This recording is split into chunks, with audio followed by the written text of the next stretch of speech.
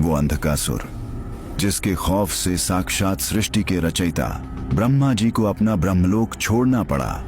वो शक्तिशाली असुर जिसने युद्ध भूमि में भगवान विष्णु के सुदर्शन चक्र की गति को भी मात दे दी और इंद्र सहित समस्त देवलोक को अपने चरणों में झुकने पर विवश कर दिया। लेकिन जब वही अजय दैत्यराज अहंकार के मद में अंधा होकर साक्षात माता पार्वती पर कुदृष्टि डालने का दुस्साहस कर बैठा, तब महादेव का धैर्य अग्नि की ज्वाला में बदल गया।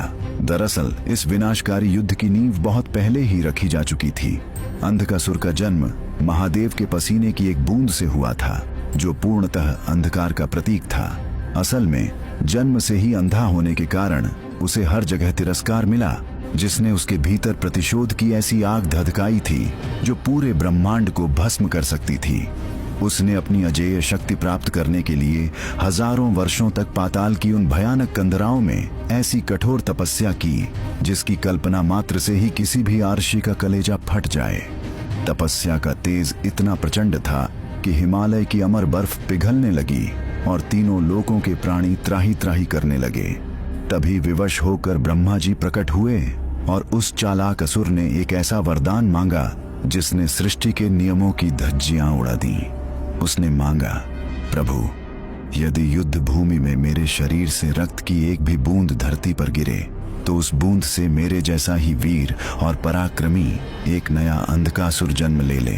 ब्रह्मा जी ने थास्तु कह दिया, परंतु वे नहीं जानते थे कि वे कितनी बड़ी गलती कर रहे हैं। वरदान पाते ही अंधकासुर अट्टहास करने लगा और उसने सबसे पहले ब्रह्मलोक पर ही धावा बोल दिया। ब्रह्मा जी, जो शांति के प्रतीक हैं, इस असुर के रणहुंकार के आगे विवश हो गए। दरअसल अंधकासुर जानता था कि ब्रह्मा जी युद्ध के देवता नहीं हैं, इसलिए उसने उनके संयम की धज्जियां उड़ा दी। ब्रह्मा जी को अपना लोक छोड़कर सुरक्षित स्थान की ओर भागना पड़ा। इसके बाद अंधकासुर ने स्वर्ग पर आक्रमण किया।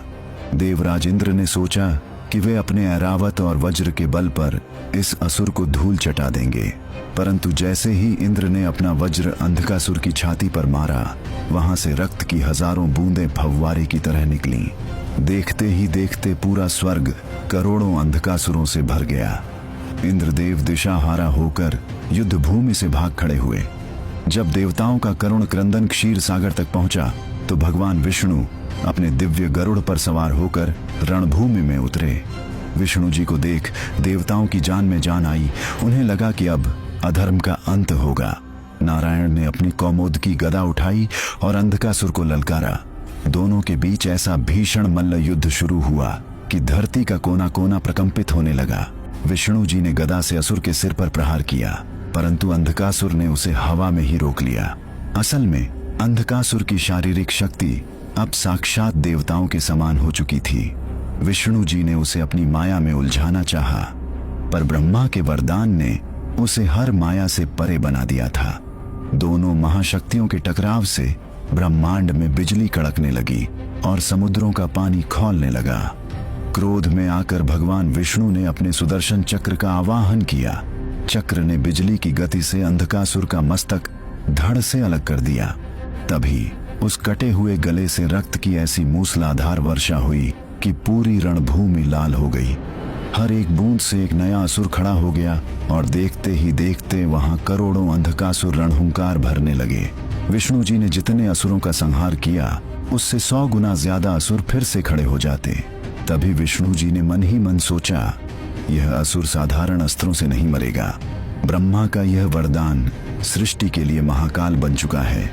साक्षात सुदर्शन चक्र भी अब विवश दिखाई दे रहा था।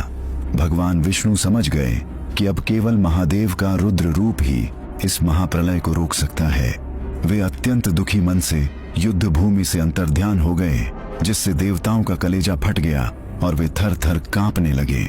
ब्रह्मा और विष्णु को रणभूमि छोड़ने पर विवश करने के बाद अंधकासुर का अहंकार 7वें आसमान को भी पार कर गया था। उसे लगने लगा कि अब इस ब्रह्मांड में कोई ऐसी शक्ति नहीं बची जो उसका अंत कर सके। दरअसल इसी मद में चूर होकर उसकी कुदृष्टि जगत जननी माता पार्वती पर पड़ी। उसने अत्यंत अपमानजनक स्वर में चिल्लाकर कहा, ऐसी अनुपम सुंदरी का स्थान इस भस्मधारी तपस्वी के पास नहीं। बल्कि मेरे जैसे अजेय सम्राट